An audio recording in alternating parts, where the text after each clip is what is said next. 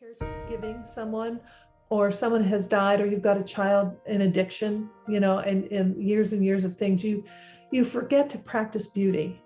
You forget, what are those things that used to make you smile? What are the things that used to bring you joy?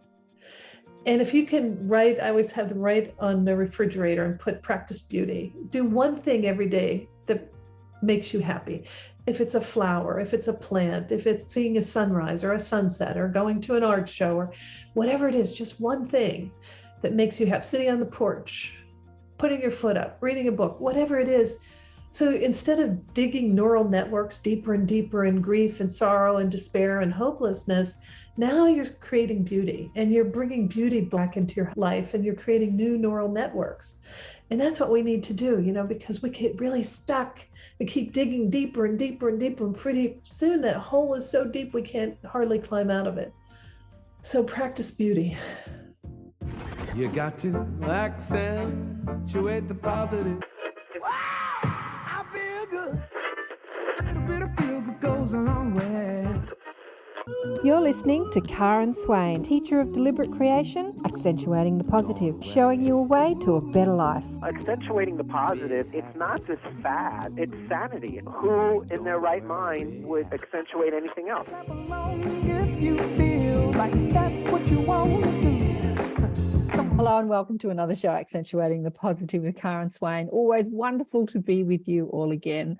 And please remember, if you're liking the shows, or even if you're hating the shows, share them with your friends and press that like button, subscribe button, all that good stuff, and send us a comment or an email and tell us your story or tell us what you thought about the shows. Well, today we're delving back into the multidimensional universe and talking about the afterlife and an extraordinary transformational story with Karen V. Johnson. Welcome to the show, Karen. Welcome. Thank you. Thank you for having me.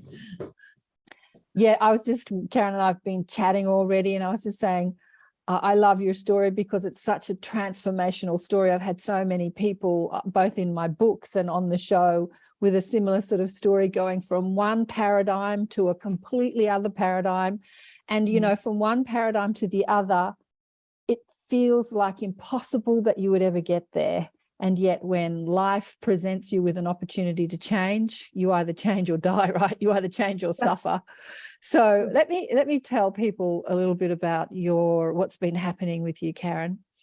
Karen's life was turned upside down when her 27-year-old son died suddenly in 2014. This experience changed her in many ways, opening her to an expansive spiritual journey, a profound awakening and connection to the many levels of our multidimensional life and the dimensions of spirit. Karen is a graduate of Georgetown Law Center, JD, a former Fulbright scholar in Afghanistan, and holds a degree in public health and public and international affairs.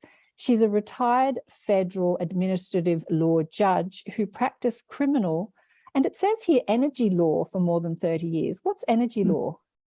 Yeah, so oil, gas, all those kind of good things. I see, energy. All right. Okay. Because when I think of energy, I'm thinking, like... Right. Okay, got it. She's also a former U.S. Army officer and major. Now a master shaman, Karen was personally trained by Alberto Villol. How do you say his name? Yodo. So where is he from? Is he Italian, Brazilian? Cuba. I haven't heard of him. And is a senior teacher with the Four Winds Society, who has trained extensively in the techniques of illumination, soul retrieval, extractions of energies and entities, divination, and death rites.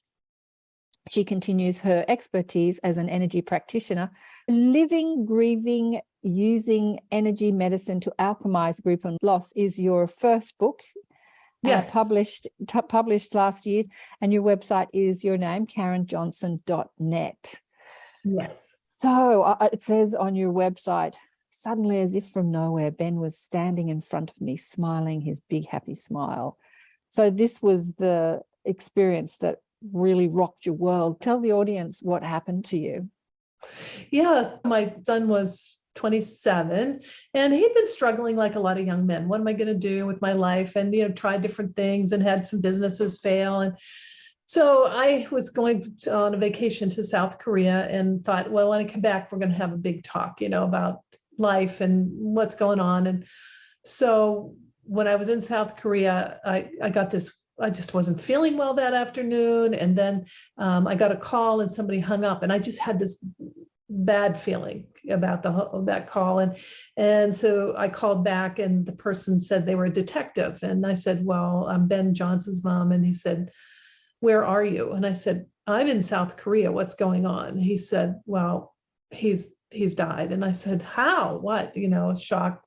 And it was a heroin overdose. So he had gone out with a few of his buddies and gotten drunk, and they decided for whatever reason they were going to try heroin, and he died almost instantly. And it took me a long time to get home because South Korea, night is day, day is night. So I couldn't get a flight for 12 hours. And then it was a 12-hour flight. And so it was 24 hours before I could really get home.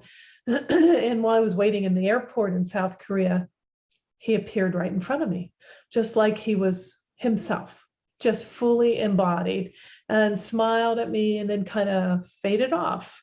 And I was hysterical and called my ex-husband and said, you got to call the ME. I think he's alive. I think he's alive. I think he's there. And he's wants to get out. He wants to get out of the, so anyway, they very kindly checked and said, I'm sorry, but he's passed. Right. And so for me, death was a doorway. I didn't really have much of a spiritual life before then. I'd kind of bought into the paradigm of success at any price. And I was pretty much on the hamster wheel, running, grabbing all the brass rings I could. And people would say I had a very successful life. And then it all changed. As soon as I saw Ben, it was a doorway for me saying, I would have said before I saw him, alive is alive and dead is dead. And after seeing him and feeling him around me, I realized, wait a minute, there's a whole life after death. And it awakened me to a spiritual life and a spiritual awareness that I wouldn't have gotten any other way. I just wouldn't have gotten it. It had to be something that big, that horrifying, that traumatic for me to really get it. And then it was, I went on this journey to really talk to him more, right? And so I actually went to a medium a couple of weeks later and said, I can see him. He's standing right there, but I can't hear what he's saying. Can you tell me what he's saying, right? So I wasn't clairaudient at that point. And so she, gave me this great session. We talked, that really sounded like Ben. And then at the end, she said, you might have some skills yourself. Not many people can see their departed loved one and know they're standing right there.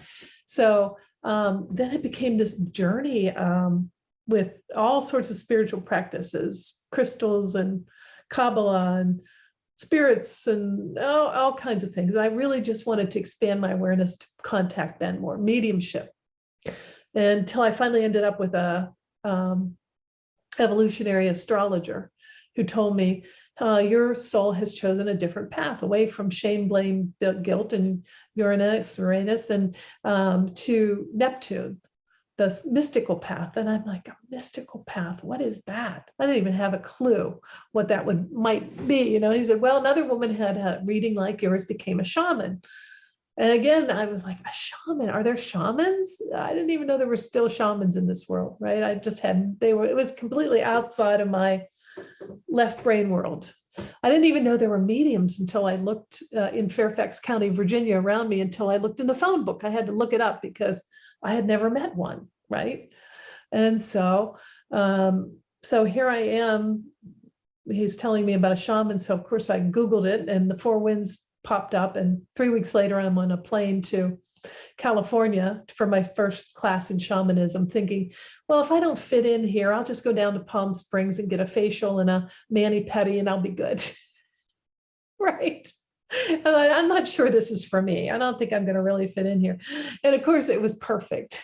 It was perfect for me. And then so here I am, years later, teaching shamanism and just loving it and fully involved in that practice, and helping other people deal with their grief and loss in a way that's sort of like a journey for them. So, this fast-paced cultures that we live in, everything is a soundbite. Get over it, do this, do that, time to move on. And so I take people on a little more gentle route, a journey through their grief, so that they can come out on the other side and be reborn into a life that honors their loved one and really celebrates the beauty of life. Yes, absolutely. I was amazed that you'd never heard of mediums. What it says to me is like we get so entrenched in the third dimensional paradigm and the world that we don't even know that this other life exists. It's, because it's not so long ago, 2014, it's not long ago. When did I come back from overseas? I think it was around 2005. I'd been traveling overseas, and I remember getting back to Australia and turning on Australian television. And it seemed to be every second show had some sort of mediumship, like detectives contacting the spirits of the dead and reaching out to mediums to find the bodies. And then there was that show Medium. And then there was another show where she's speaking to spirits. And there were just all these shows. And I thought, wow, the world is changing, like this information is getting out there. So it kind of seems amazing to me that in 2014 you hadn't heard of medium. I've heard of them, but they were nothing I experienced. They weren't in my world. Those shows existed, I probably just in my mind said, oh, that's a lot of hogwash. Crap. Right. Yeah. I just watched, it didn't sink in, right? Yeah. So the thing with, we talk about in the law, eyewitness identification being so unreliable. We really see what we want to see. And we don't, we discard the rest. The rest of it, you could be taught, there could have been a medium sitting right beside of me telling me all about things, and I would have just been, really? And yeah, absolutely. What you've just said, Karen, what you've just said is so key. We see what we want to see, and we hear what we want to hear.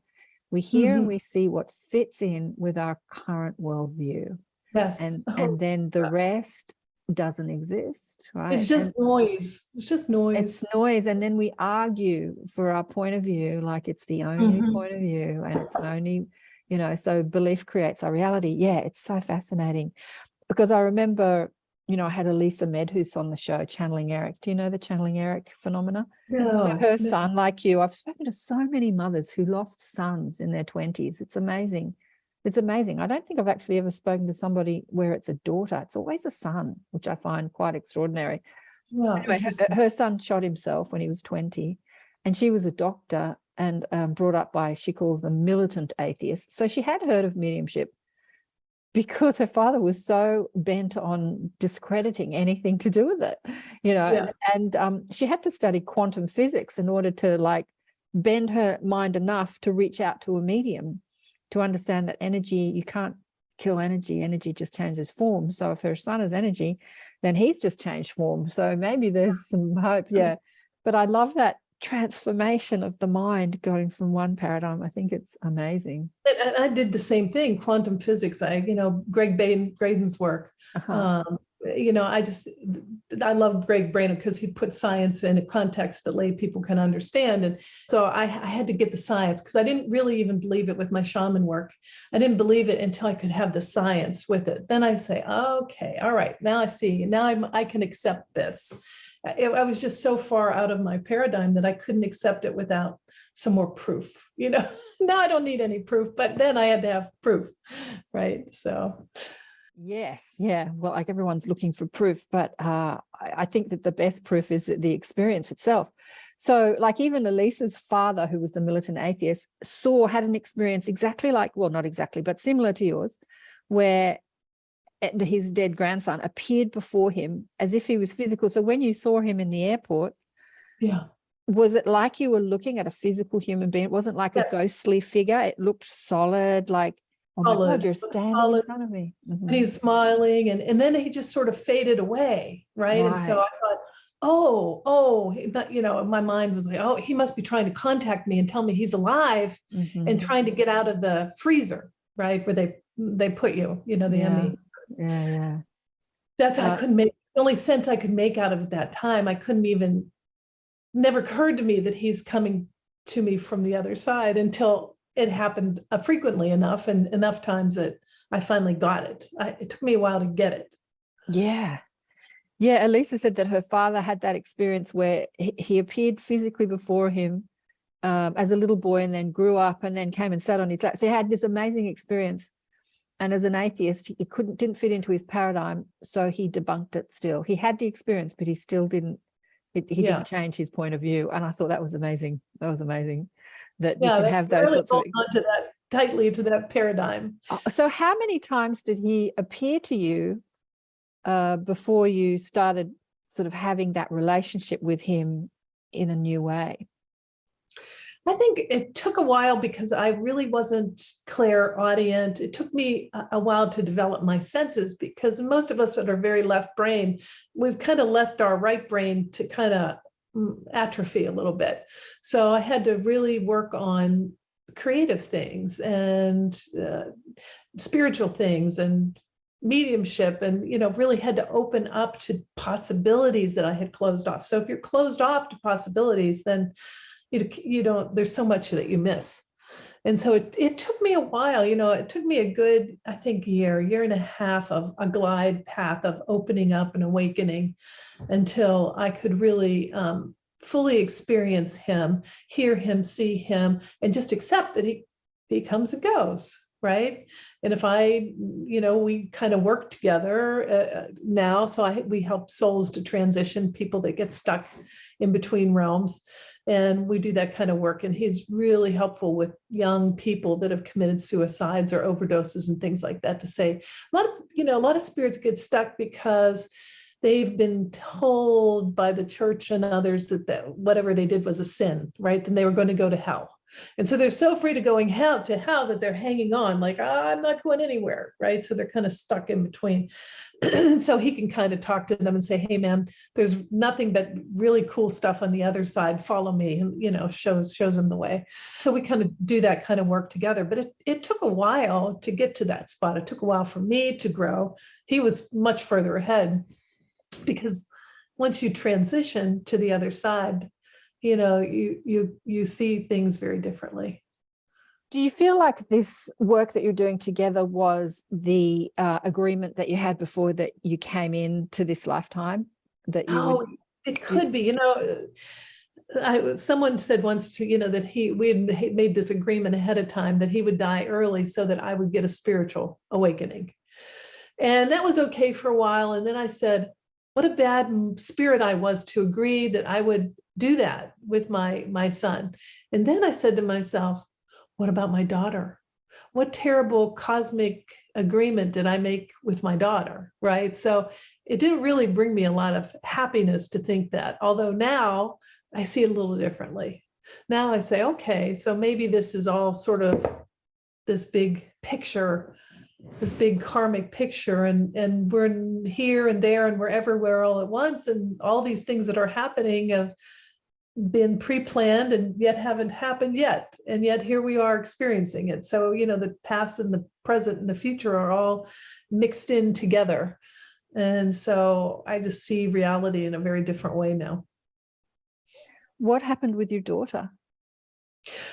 Nothing. Everything was perfect. Everything's perfectly fine. She's because when you said, well, what about my daughter? I'm thinking, well, I was thinking, what agreement did I make? If I made an agreement with my son that he was going to die early, well, what did I make an agreement like that with my daughter? Was she going to die early too? I mean, what did I agree to was my point there. Yeah, I was worried. Yeah, I actually see it not so much about the agreement of the death experience, but the agreement of the working together experience, because you're saying that the two of you are helping, especially troubled souls who don't have an understanding of the afterlife, remember and cross over. Like, that work that you're doing is really important. It's important because I often think, with so many spirit guides, why do they need us fleshy humans to help them? Like, did you discuss that with Ben? Like, why is it a team, the two of you as a team working with these souls? We kind of translate, because there are psychopomps and there's, ancestors and spirits and angels and all kind of beings that help people transition. But we can be that sort of translation between the physical realm and the spiritual realm. So we can Ben can talk to him having been in the physical realm and say, hey, this is how it works over here, right? That's sort of his job. That's sort of his job that he's taken on or was given on the other side. And so he can be that translating person, and I can be that person that brings the soul down and talks to the mother or talks to the parent. You know, I kind of am that shaman arbiter in this physical realm that brings the awareness of that soul's need to Ben or to help transfer over. Let me ask you, how does it work if a soul is a troubled person, like they've killed themselves or they've had, you know, drug overdose, or maybe they've just died suddenly in an accident and they don't have any understanding or belief in an afterlife? How do they have communication that's somebody that's still embodied? How do they connect with you, or how do you connect with them? Is their frequency aligned enough for, you know, I can understand that another spirit could come to them and they could see each other as if, you know, like you saw Ben, as if it's their reality, a part of their reality. But if they're no longer in a physical reality, how do they connect to this physical earth realm? If they're how does that work? They seem to have an affinity for people who can see them. Once I was able to see spirits, they just flock to you. It got to the point where I had to say, one night I woke up and there were spirits all around my bed. And I said, I just freaked out. I said, no spirits in my bedroom. But Ben was there, so I felt safe, right? Not everybody out. Yeah, everybody out. And then I got up in the morning and they were in the hallway. Everybody out of my hallway, out of my house. No, I'm not having spirits in the house in the morning. That's just too much. I need my coffee first. No, coffee before spirits. You know, I don't know. But I think it was because my son was around, right? So I felt safe. And even though I'm saying to myself, well, you have really slipped your lid right now, because now you're talking to spirits and they're listening to you, which is even weirder, right? But, you know, that's part of what I think we forget, is that we're very powerful and our intentions are very powerful. And so I think they kind of find people that are open, and if they're looking for help, they can find us. So sometimes I'm just called. I always tell the story about I went to an Airbnb, and in the middle of the night, I feel this tap, tap, tap on my back. And I look up and there's this little old lady spirit. And she said, why are you in my bed? And I said, well, you passed away, you've passed over. And she said, no, I did not. And I can't, my grandchildren need me. And I said, oh, they're doing great. They're doing fantastic. And your daughter's doing fantastic. And would you like me to help you? I can help you transition to the other side, because I think you're a little stuck in between. Would you like to go to meet your relatives and ancestors and go to the light or to heaven, whatever you want to call it? Everybody calls it something different, you know? And so finally, after a while, she said, yeah. And so right then and there, I did a little transition of her spirit. And, you know, so you just never know where you're going to find a spirit walking around that's needs your help. Well, apparently they're everywhere. Just like we spoke about how stubborn we can get in our worldview, in our paradigms. You know, we get so fixed in our thinking that can happen even when we're dead. Well, we take it with us. I think we take that. We can take it with us. We can take it. You know, we can take that. I'm needed here. I can't go. You know, and then, you know, so we're kind of tethered a little bit, you know, and so sometimes we just need a little help, somebody to untether us. Yeah, absolutely. So what do you say to them? What do you do with these spirits? Because I've had them come to me and I've said to them, you know, this isn't my work in the world. Go speak to your spirit guide. I've sent them off. Like, it's kind of like, it's not how I see myself, as helping spirits cross over. It's not the work I do, but there are people that do that. So go speak to that person.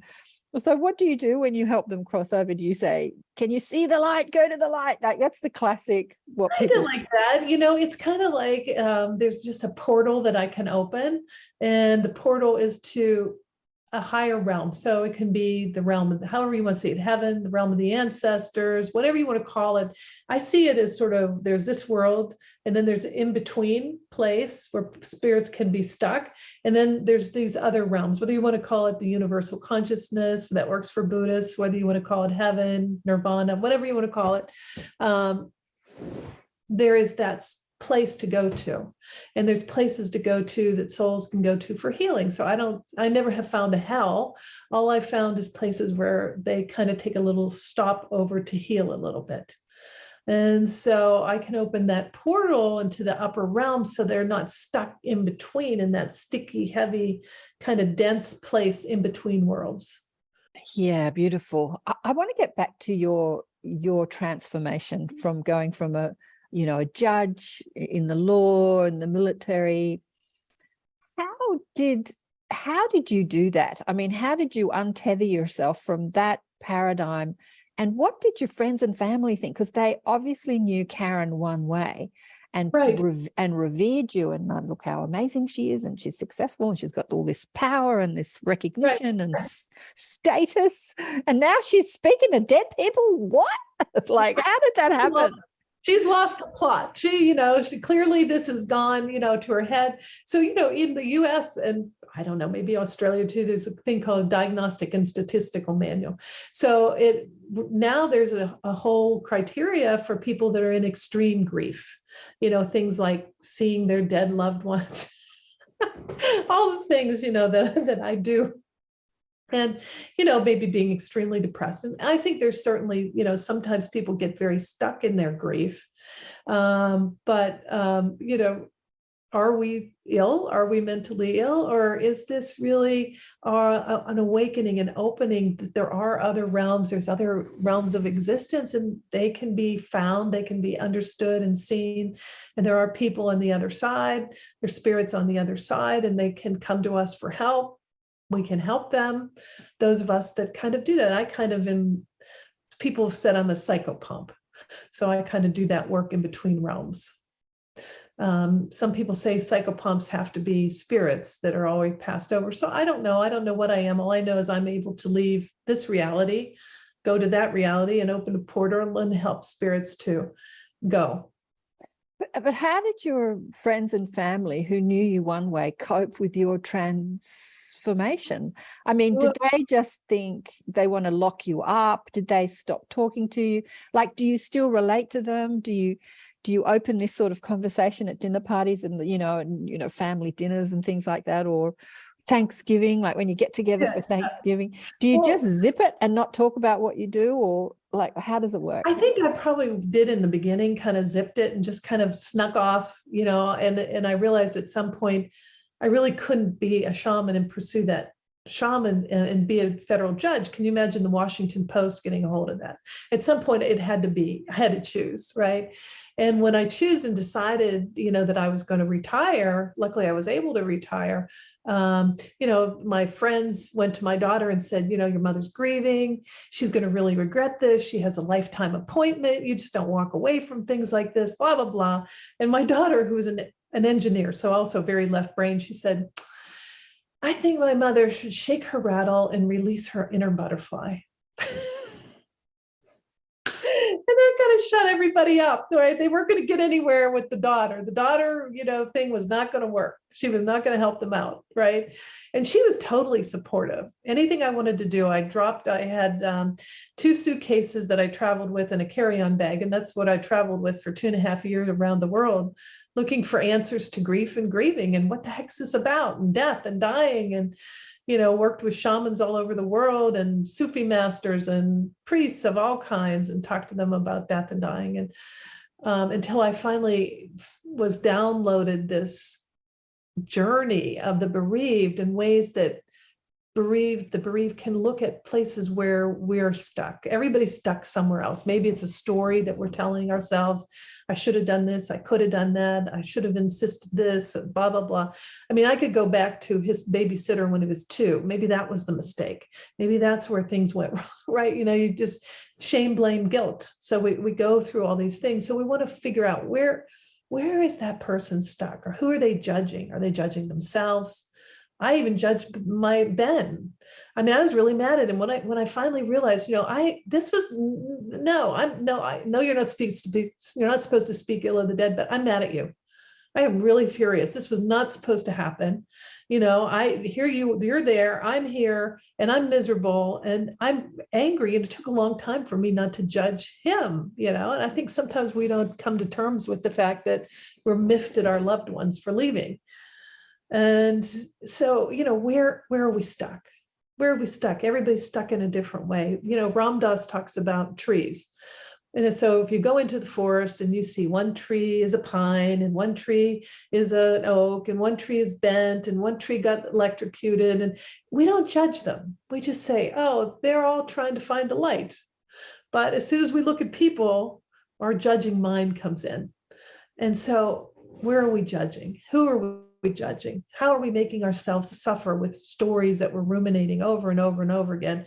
And then in a ceremonial way, to release it. So we know that when we go into a temple or a church and they've got a candle to light, we just kind of like lemmings kind of go over, light the candle, put it down, even if it's not our religion, because there's some part of us that understands that we're in a sacred place and that fire and smoke is the way to take our prayers to spirit. And so I love to have people sit in a ceremonial way with a piece of paper and a pen and a candle and write down these stories that have been ruminating in your head about what you could have, should have, would have done, who you're mad at, who you're judging. Maybe it's your sister, maybe it's your mother. All those people that let you down that you don't want to dare say outside, but if you sit in sacred space in silence and write them down, knowing that you can be radically honest because you're going to burn it. Nobody's going to see this. Nobody's going to find your notebook. You're going to burn in the fire with intention of releasing your judgments, releasing these old stories, and opening your heart to seeing things in a different way. So the Dalai Lama said, the only thing we can change is our perspective. And the only way we can do it is getting out of our everyday, literal, liminal, reptilian brain and taking it up to the brain of ceremony. And ceremony involves the neocortex. And at that level, we can move things like a feather blowing in the breeze instead of at the physical level where everything is hard, everything is difficult. We feel trapped, we feel isolated, we feel angry, we feel stuck. And many of us end up for years living in our home, isolating ourselves because we don't know how to move along. We don't know how to find our way through this journey of grief and come out the other side. Yes. Getting back to what I asked you, did any of your friends or families or colleagues come with you on this journey? Like, did your transformation help them transform, or did they totally reject? I mean, it sounds like your daughter did. Like, what did she say? Something about the butterflies? Yeah, shake your I think my mother should shake her rattle and release her inner butterfly. Butterflies. Hilarious. Her left brain self. But they didn't come on the journey with me, but they're the first ones to say, hey, could you check this for me? Oh, I'm not feeling so well. Could you check my chakras? And these are people who didn't know what a chakra was any more than I did. I mean, when I never heard the word chakra. I'm like, I have no idea what people are talking. And people were seeing auras and they were seeing this, and I didn't see anything. I'm like, you people are kind of crazy. But, something about it stuck, even though I thought it was really weird and I wasn't sure, but there was something about it that experience seeing Ben made me see things. Maybe there is something to this. Maybe there's a possibility here. Maybe there's something to learn. Maybe there's some way to change. Maybe there's some way to grow here.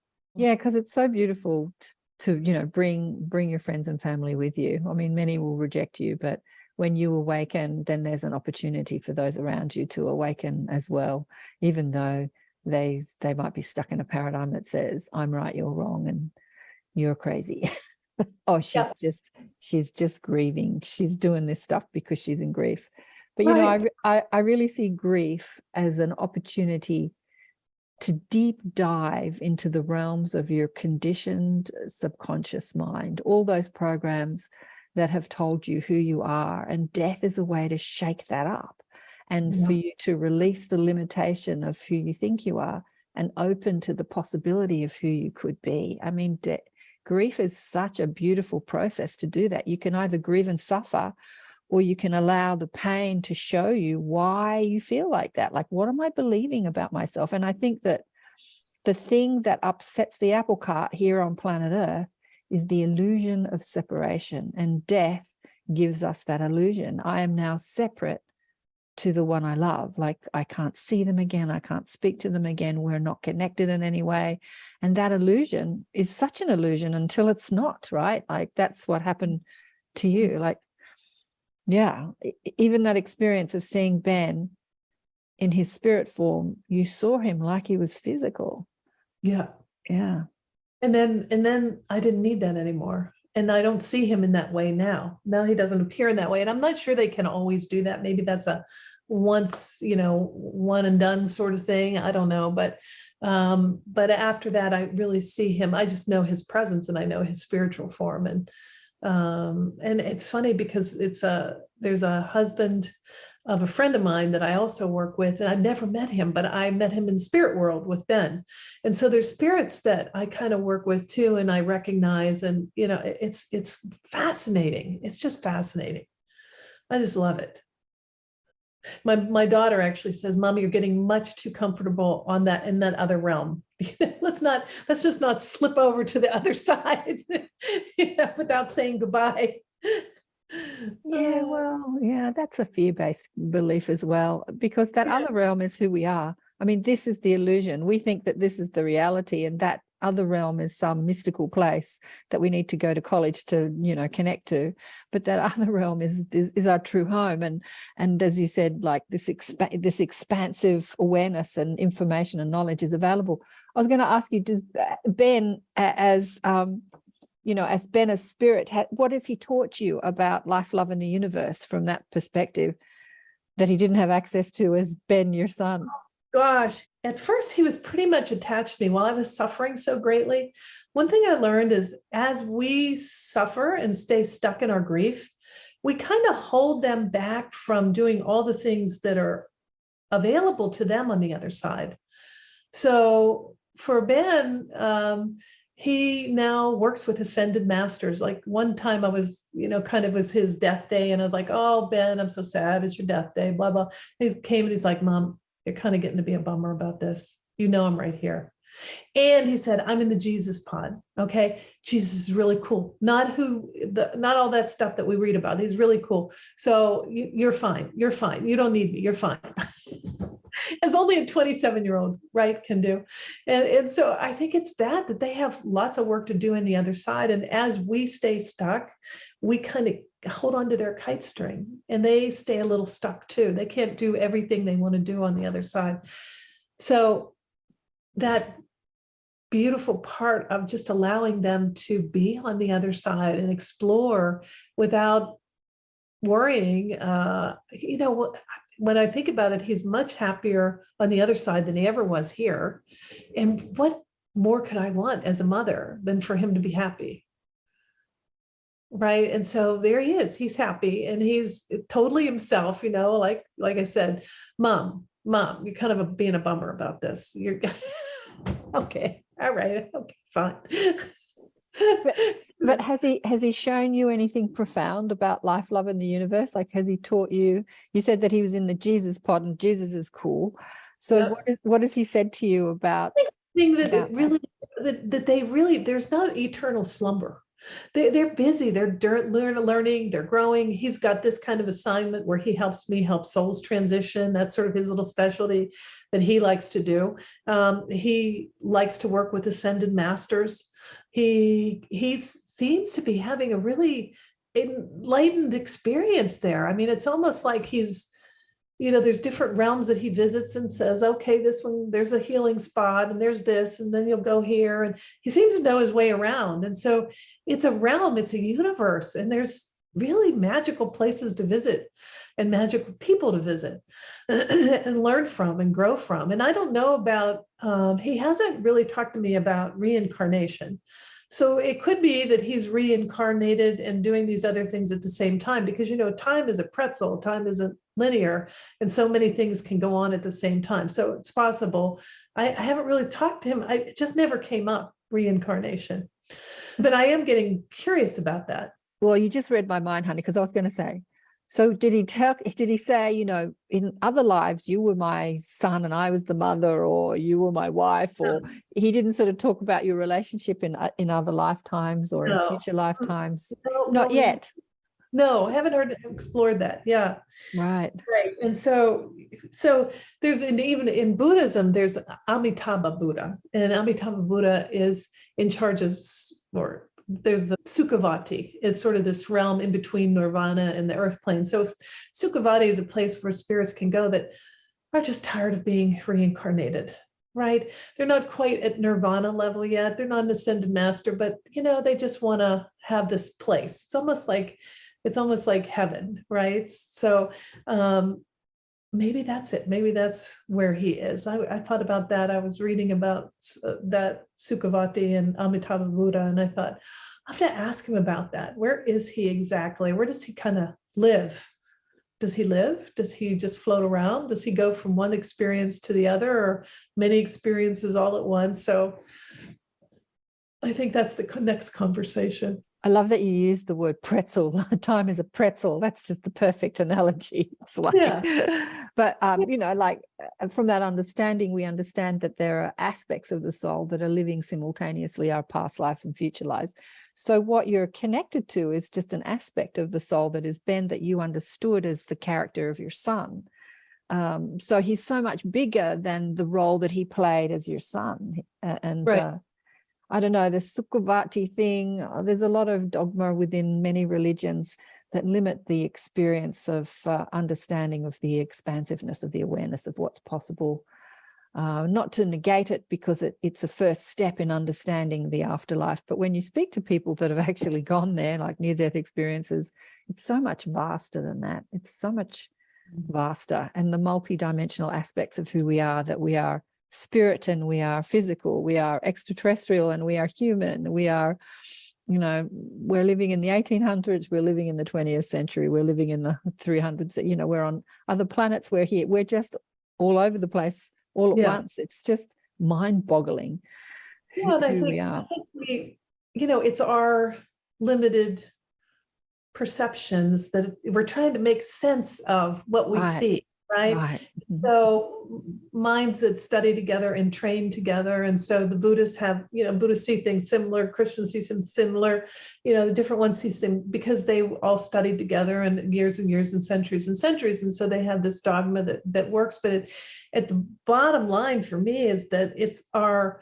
human way of trying to understand this vast universe that you're talking about, and the way it kind of has, you know, different energies or any depth or densities or things like that. And so we try desperately to make it look like, you know, a place here on earth, like, okay, here's this beautiful garden. It's a garden, this, you know, but it has that energy of that's different than this spot over here. And I think our minds have trouble explaining the vastness, interpreting it.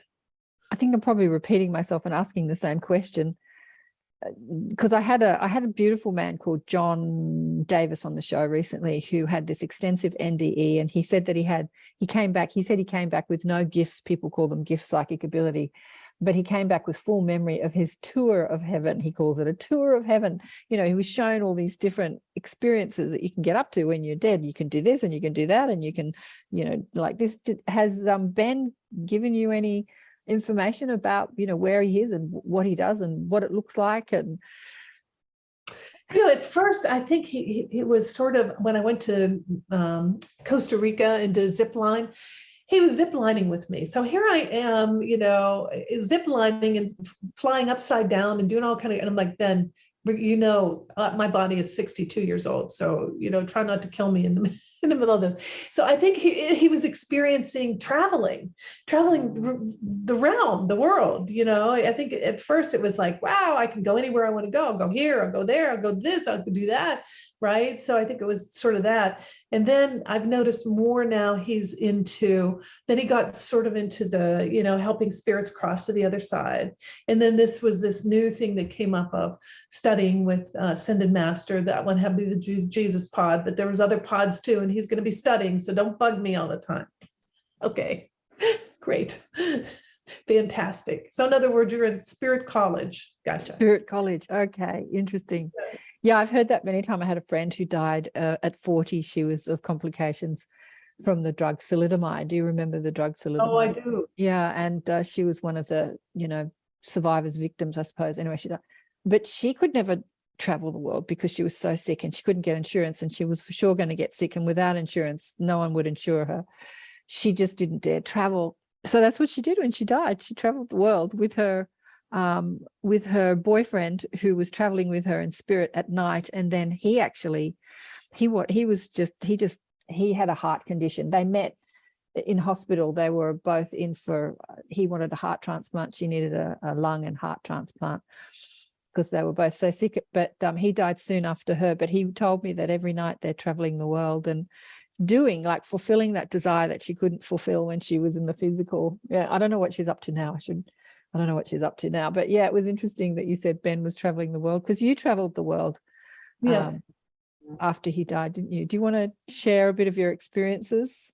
Wow, I retired. I sold all my household goods and gave away stuff. And so I had nothing. I didn't have a house. I didn't have a car. I didn't have anything. And I had 2 suitcases, and I traveled all over the world for 2.5 years, really trying to understand grief and death. And what are we supposed to do with this? How are we supposed to move through it? What are we supposed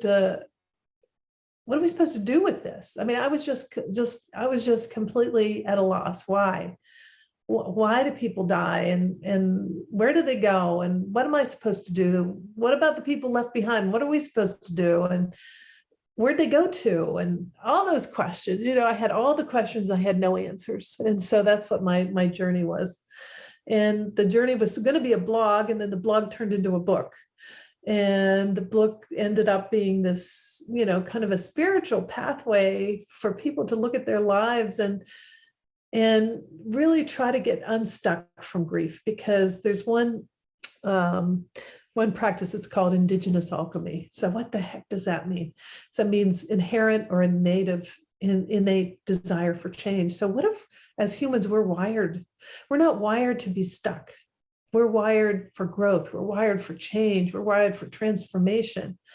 And so many of my clients that come to me that have all kind of autoimmune diseases, cancer, things like that, if I go back in their time, I most always find unresolved grief or loss of some kind, something big, because that energy stays stuck in it and can make us really ill. So this is a way for people to get in touch with it and say, okay, I'm on a journey. It's my own journey. I'm going to take my time, but here's some tools that can guide you along the way. Here's some tools that can help you look at where you are and find a way to move on a little bit, move through it a little bit, see things a little bit differently, change your perspective a bit. Well, your journey through grief, transformed you into a healer and someone that's healing here on this plane and on others. How has it transformed some of your clients? Have you seen them have this same turnaround through their loss and grieving journey and turn into healers, and remember that they're star seeds, and remember that, as I said, that awakening that death can bring you can just remind you of who you really are and why you're here, knock you out of the third dimensional paradigm of who you think you are. Have you seen that a lot with your clients? The biggest thing I see right away is they realize that they are free from this concept that the more I suffer, the more I'm showing how much I loved my loved one, right? If you can break people free from that and saying they don't want you to suffer, and your suffering is causing them to stay stuck, all of a sudden it's I had a father who lost his daughter and had suffered, and really for 6 to 8 years, I can't remember exactly, but he read that. So I have 8 things spirits on the other side wish you knew. And one of them is that as you stay stuck in your grief and suffering, they stay stuck too. And that they already know that you love them. They already know. And so they know everything, right? So just to be freed from that paradigm that, grieving is one of those things that's no win. If you grieve too long and too hard, then you need a pill. And if you don't grieve long enough, she certainly didn't bother her much, or she didn't seem to care. So you might as well go on your own journey, because you're not going to satisfy anybody anyway. And to be freed of that concept that you have to prove to anybody around you that you're grieving enough, or that your loved one, is somehow needs to see you in despair and hopelessness and deep grief to believe you love them. That's just an old paradigm that's been stuck on us. And we talked about this a little bit in the beginning, but grief doesn't have to be all the sadness and mourning and terrible stuff. What if we turned it on its head a little bit? So I have one thing that I call, it's called a Despacho. So it's this prayer ceremony, and I call it cookies, cooking, and praying. So what if you made this little prayer bundle that has all kind of beautiful things in it, anything you want to put in there out of things that your loved one loved. And you made this and created this beautiful bundle out of tissue papers and ribbons and candies and all these things that they love, and talked about it and talked about the person and had it at the table, and then burned it in a beautiful Yule fire or something on the new year or whatever. Instead of, this, oh, we're going to talk now, we're going to be sad now. Now we're going to be sad. We're going to talk for a moment about dear Uncle Ben who's missing, and everybody's sad and grieving, and then nobody wants to talk about it anymore. What if we instead said, hey, you know what, Uncle Ben's right here, let's talk about him, let's bring him in, let's bring him to the table, right? Let's make this, instead of mourning and dreadful and sad and something you want to avoid at all costs, what if you made it fun? I totally agree, Karen. We've got to turn the whole death thing on its head, to celebrate somebody's life. People talk about it. They give it lip service. Oh, we're going to celebrate their life. Then everybody cries. But to turn it into a celebration. At least that dialogue has come in, celebration of life instead of a mourning or a mourning of their death. Right. Yeah. Years ago, for 1 year, I went to a Catholic school, a Catholic convent, actually. So I've still got friends from that time. And I don't often go to, funerals because of the sad thing, unless they're really close. But a friend's mother had died, and I was about an hour out of the city. And I remember vacuuming in the morning thinking, I'll celebrate her from, where I am. I won't go and cry at the funeral. But I had this real nudge to go, like, you're going. And I'm like, okay, put the vacuum cleaner down and get in the car and go to the funeral. And it absolutely was one of the best even though it was a Catholic service, the people that spoke so beautifully and so lovingly, and jokes, it was and then afterwards, the after party was an absolute celebration. They got a band and people were dancing, and it was such a happy experience. And I thought, wow. Yeah. Right. Yeah. How do we capture a little bit of that? Right. Capture a little bit of that, because, the grief thing goes on and on and on. So you have the death day, and you have the birthday, and then you have the first holiday, and then you've got, Thanksgiving and Christmas and New Year's and Valentine's Day. And I mean, it just is New Year's, 4th of July, whatever it is for your culture, everybody has something different, but you get the point. So we can get lost in our grief because if we're constantly dreading, right? And it's constantly something we want to avoid, and we're trying not to, you can't try not to, it doesn't work.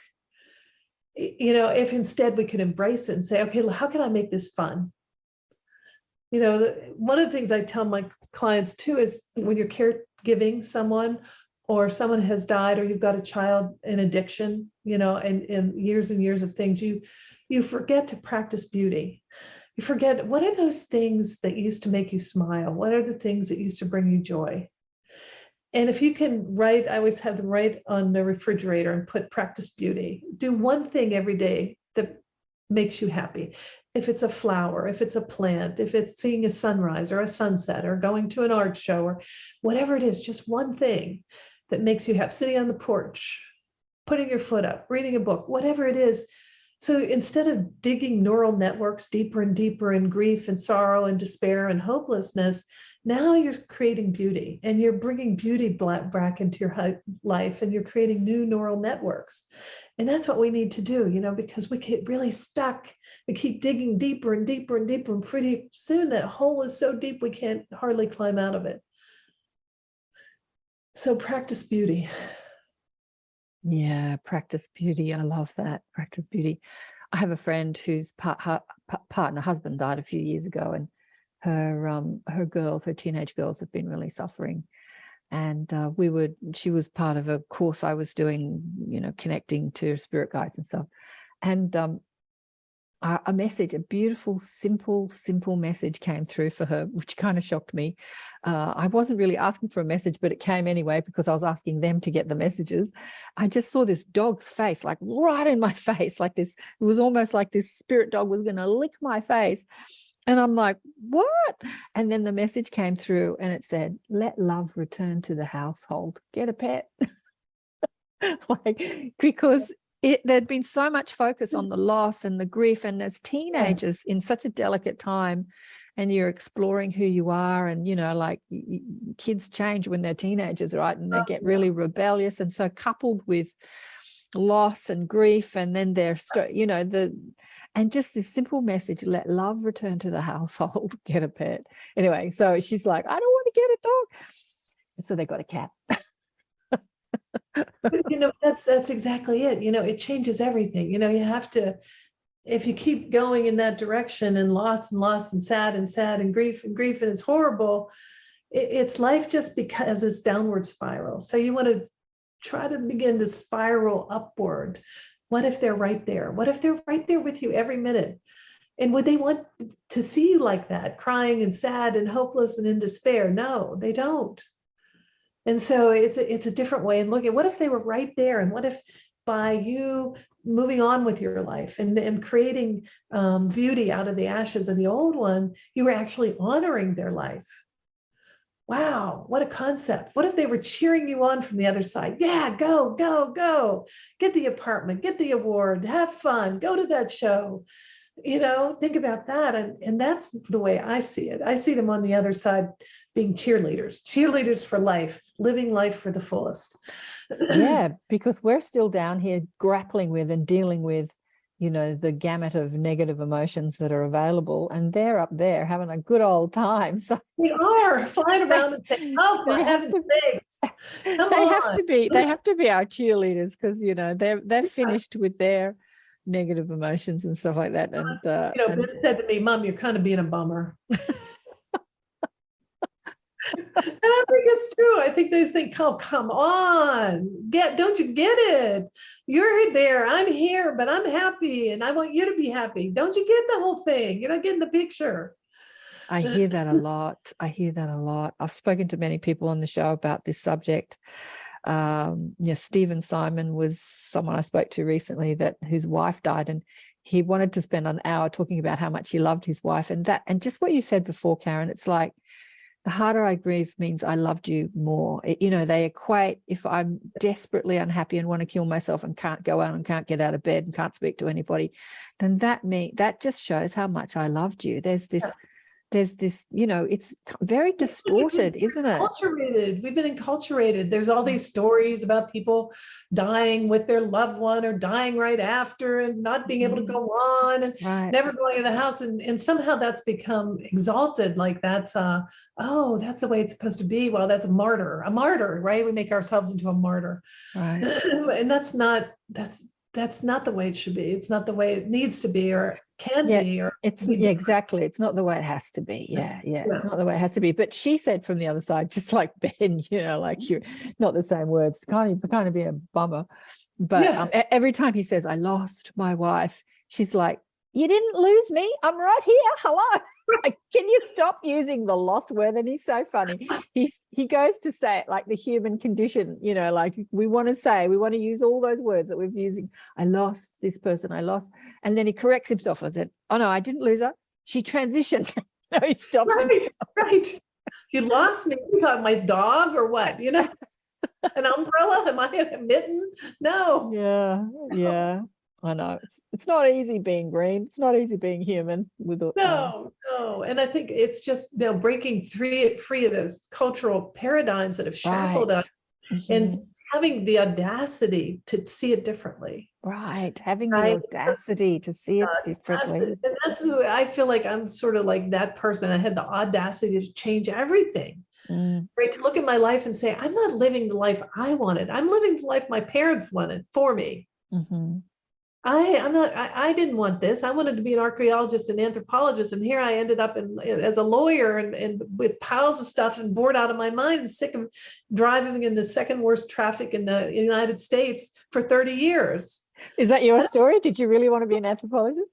Yes. Oh, that's who you're talking about yourself. Oh, that's cool. I'm talking about me. Yeah. You know, Yeah. and here I am, you know, driving in this. And finally, you know, Ben passes and it's like I had this paradigm shift. And I said, oh my God, what am I doing? I hate this. I absolutely hate this. And I don't even remember my 40s, you know, between my parents and their illnesses and the young kids, you know, you get into the sandwich generation. I really don't remember. I don't remember. But I do remember that I thought it was really amazing that I was extra super special because I didn't take vacations. Oh, right. You just worked. Yes. So are your parents still alive? No. Were they alive when Ben passed? No. Oh, okay. So they didn't see your transformational journey. Oh, no. No. And I'm an only child of an only child. And I only had the 2 children. So I didn't have a really big family with a lot of family pressure to say, wow, you know, you better conform or you're off the plot or we think you're crazy or anything like that. I could be as crazy as I wanted. And I pretty much did that. Yeah. But with so much time spent at work, like being a workaholic, like we're not taking, you must have had a strong, you know, family connection or social connection within your peer group, within the law. Yeah. So are you still friendly with those people? Are they? I have a certain few that I'm friendly with that have been good pals and read the book drafts and all that kind of thing. And but you know, a lot of people fell away too. And there's a lot of people, you know, we just didn't have the same mindset, you know. Yeah. I didn't really care for them as so much for people, you know, it's just, that's okay. Yeah. I know. I remember speaking to Garnet Schulhauser, who was a corporate lawyer for 36 years, and then his spirit guide turns up as a homeless man and flies him around the cosmos, and he's written 5 books now about his experiences in spirit. And, you know, the first conversation I had with him about 8 years ago, I was doing the same thing. It's like, what did all your corporate lawyer friends say? Did they think you were completely crazy? And he said something really cool. He said, you know, I sent the book to many of them, and the ones that really thought I was crazy never replied. So they never came back with a letter like, oh man, you've lost it.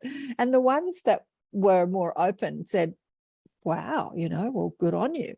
But he never had any bad, like he never had anyone say, oh, you're crazy, because it was such a huge paradigm shift going from the law to like flying around the cosmos with your spirit guide talking to dead people. Yeah. So it is a little slightly different paradigm. Slightly. And I feel like, you know, it's like you get that lightness of spirit.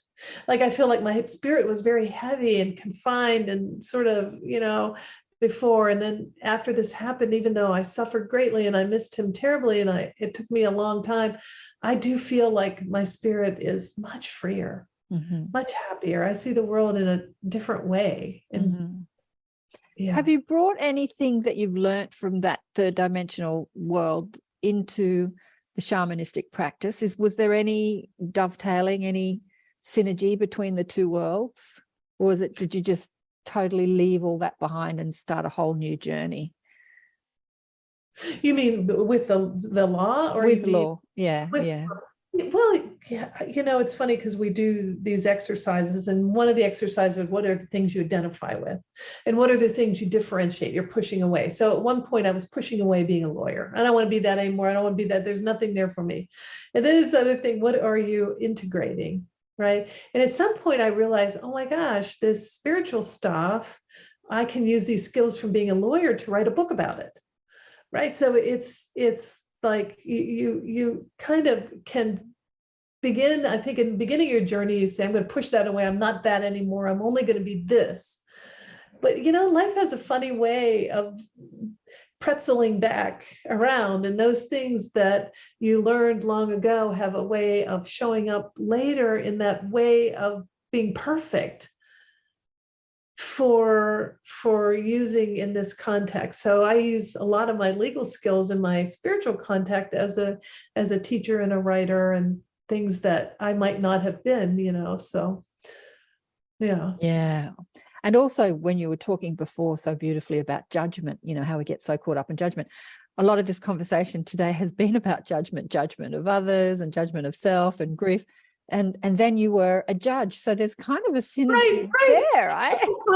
There's something, I mean, sometimes I think the universe is very quirky and just likes to make all kind of syllogisms and analogies and metaphors. And I think that was an incredible metaphor that here, you know, I'm a judge and now I don't want to be judgmental. That's kind of funny. Right. And now I want to release my judgments and be more open and allowing and live and let live. And if you believe that, that's okay. I'm not going to judge you. It's like you're allowed to. Right. And people are like, I don't know. You were a judge. I'm feeling like you might be judgmental.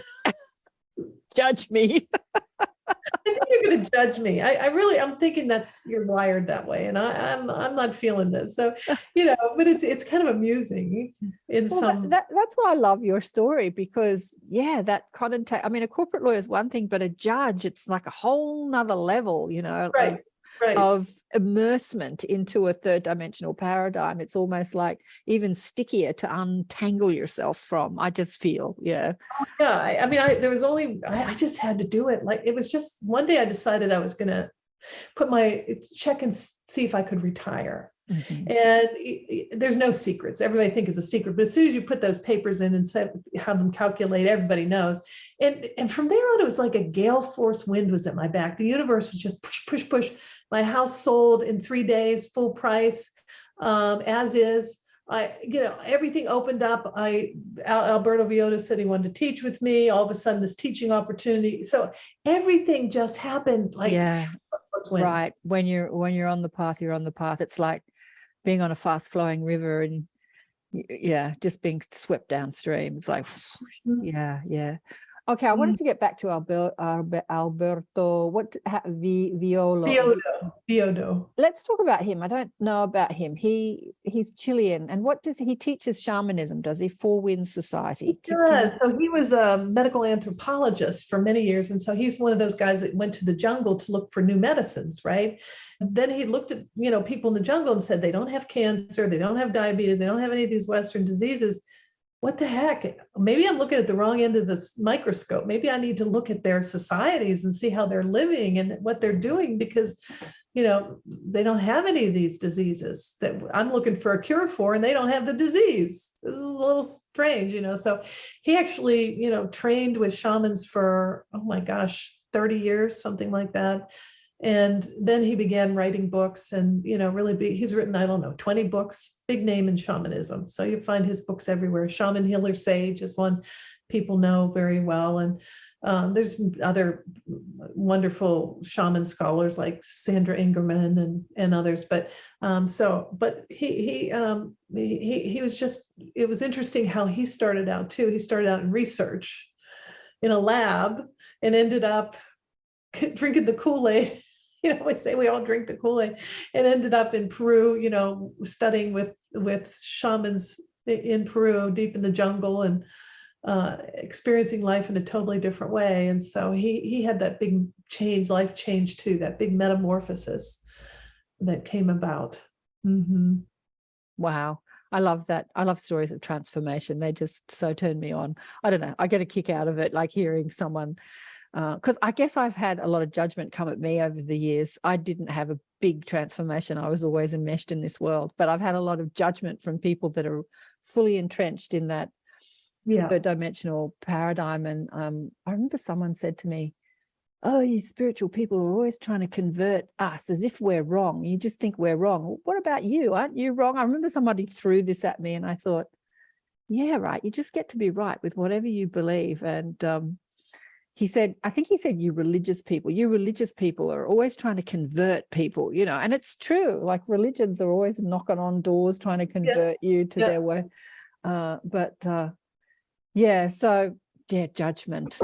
Judgment and transformation. But I guess it happens when it happens, right, Karen? It doesn't have to necessarily be a big tragedy like a death of a son. No, some people listen to the whisperings of spirit, and other of us have to be knocked upside the head.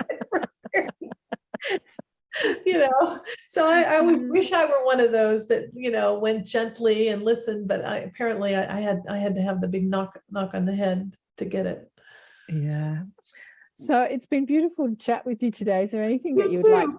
to leave people that are grieving or that, are going through their own transformation, that are changing from what they believe who they are to a new experience? What would you like to leave with people today? I think the thing I love to leave with is write on a piece of paper, practice beauty, stick it on your fridge, and every day do something that brings you joy, brings beauty into your life, because that's really how you're going to change everything. So that's what I love to leave people with, that. Practice beauty and choose joy. Thank you, Karen. Thank you so much. You are so welcome. Thank you for having me. What did you think of Karen's story? Amazing transformation, isn't it? I love those stories of transformation. Yeah, we were just talking, which I said on the show too, about, I've had so many women come on my show that have had this experience of losing a son in their 20s. Lisa, who I mentioned on the show, was one of them who lost Eric. And then, like Karen, they're working together from the other side, the son being in spirit and the mother being here, and transforming the world in different ways, but still, spreading the awareness of the afterlife. And yeah, it's so interesting that it's been the son who has transitioned and not the daughter. And I was saying to Karen, now that I say that's probably someone will reach out to me that had a daughter transition and they're working together. But yeah, these women that have that contact me that are had a spiritually transformative experience through the death of a son, predominantly in their 20s. It's very interesting. What do you think's going on?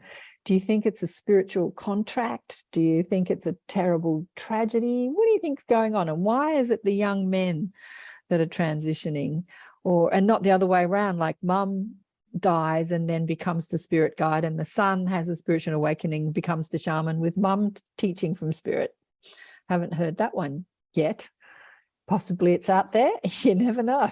It's just so much happening in the world, isn't there? But what do you think? What do you think? Why is it the young men that are transitioning, going back to spirit, and then teaching from the other side and helping the mum transform their lives? Mind you, I was just telling Karen about, I think I said it on the show too, about Stephen Simon, and it was his younger wife that transitioned, and she's teaching him from the other side, and now he's teaching us by writing a book and talking about his communication. So it doesn't necessarily have to be mother and son. But yeah, do you speak to anyone that you knew physically on the other side that teaches you and helps you in your physical life? You know them as your spirit guide. I know lots of people that watch this show do, because you work like I do as a healer and a psychic and a medium and a difference maker, a starseed, whatever you want to call it. So you're in contact with your multidimensional team. But yeah, I'd love to hear your story. It's amazing. But Karen, coming from that so corporate world of law and being a judge and having this complete transformation, I found that fascinating. Well, thanks for watching and listening. And did you tune in to the Inner Sanctum on the weekend? We were live with Claudia Watts Edge, who'd had an NDE, who is being taught by her spiritual team at night when she's asleep in what she calls spirit school, and coming back with full memory and then writing it down in a book. I had said to her, have you done this sort of thing, talking about your experiences on Zoom in a sort of spirit school type thing? And she said, no. I said, well, let's do it. So I threw her on, and she did so well. I think she was a little nervous to start with, because it's kind of easy to write about your experience, but having people ask you questions and talking about what you've learned, when people are in front of you is not as easy. But who's coming up in the Inner Sanctum? Where are we? So she was our July guest. Who's coming up next month? Next month, we've got Kimberly Meredith. There's somebody that came on the show this year. And she said to me, I'd love to do some readings for your group. I'd love to do some healings and some readings for your group.